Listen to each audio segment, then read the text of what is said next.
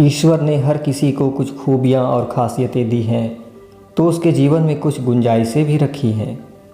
परिपूर्ण न होना ही जीवन की खूबसूरती है। यही लगन का, कसौटी का, चुनौतियों का नाम भी है। अधूरेपन के साथ पूर्णता की ओर बढ़ना ही कुशलता है। लेकिन असल अफसोस की बात यह है कि बहुत से लोग बस अपनी कमियों को लेकर अफसोस करते रह जाते हैं और जीवन की नेमतों को देख ही नहीं पाते।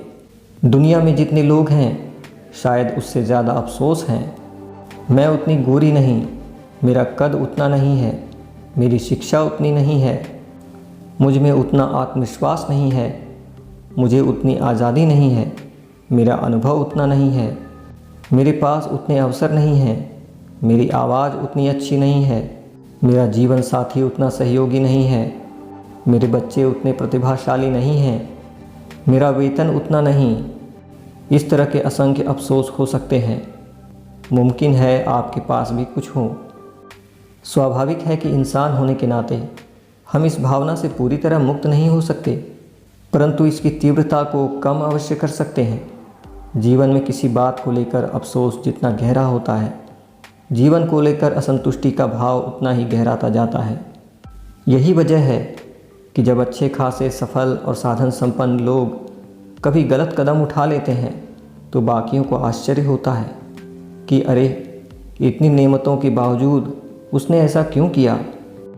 यह सच है कि किसी अफसोस या कसक के चलते ऐसा कठोर कदम कम ही लोग उठाते हैं, परंतु यह भी सच है कि इस भीतरी मानसिक ग्रंथि की वजह से बहुत से लोग ज़िंदगी में कुछ नहीं कर पाते और कुंठा व हताशा में डूबे रह जाते हैं या अपनी खुशियों को खुद बर्बाद कर लेते हैं। यह मानसिकता हमें आगे बढ़कर कुछ करने से रोकती है और तमाम योग्यताओं के बावजूद हम पीछे रह जाते हैं, यानी जीवन में एक अफसोस बढ़ जाता है। यदि आपको भी अपने रंग रूप, धन दौलत, परिवार, रिश्ते, शिक्षा, करियर, स्वास्थ्य, फिटनेस, लोकप्रियता, सफलता, इनमें से किसी भी मामले में उतना नहीं है कि ख्याल आते हों, तो पहले यह जान समझ लीजिए, आपके जैसे 8 अरब लोग हैं। दुनिया में ऐसा कोई नहीं होगा जिसे अपने से जुड़ी किसी बात का अफसोस न हो। फिल्म उद्योग में ही दसियों उदाहरण हैं जब अभिनेत्रियों ने कामयाब होने के बाद भी अपनी नाक, होंठ आदि में बदलाव करवाए हैं। सोना यदि कह सकता तो शायद वह भी खुद में खुशबू न होने का मलाल करता। मतलब यह है कि यदि आपको इस तरह का कोई मलाल हो या किसी मामले में आप स्वयं को कमज़ोर समझते हो तो यह बहुत सामान्य बात है। इस मामले में दुनिया के 8 अरब लोग आपकी तरह हैं। सबको कोई कमी महसूस होती ही है। अंतर इस बात से पड़ता है कि उस तथाकथित कमी को लेकर आप क्या करते हैं। खुद के अंदर झांकना और अपनी कमियों को जानना अच्छी बात है, लेकिन समझदार लोग यह काम स्वयं को बेहतर बनाने के लिए करते हैं। वे अपनी कमियों और कमज़ोरियों को लेकर अफसोस नहीं करते रहते। जिन कमियों को दूर किया जा सकता है वे उन्हें हटाने की ईमानदारी से कोशिश करते हैं, और जिन्हें दूर नहीं किया जा सकता उन्हें सहज भाव से स्वीकार कर लेते हैं। इसके साथ ही वे अपनी नेमतों पर फोकस करते हैं। कहा जाता है कि ईश्वर किसी के साथ अन्याय नहीं करता, वह हर किसी को कोई ना कोई विशेष प्रतिभा, योग्यता देता ही है। ज़रूरत केवल उसे पहचानने और निखारने की होती है।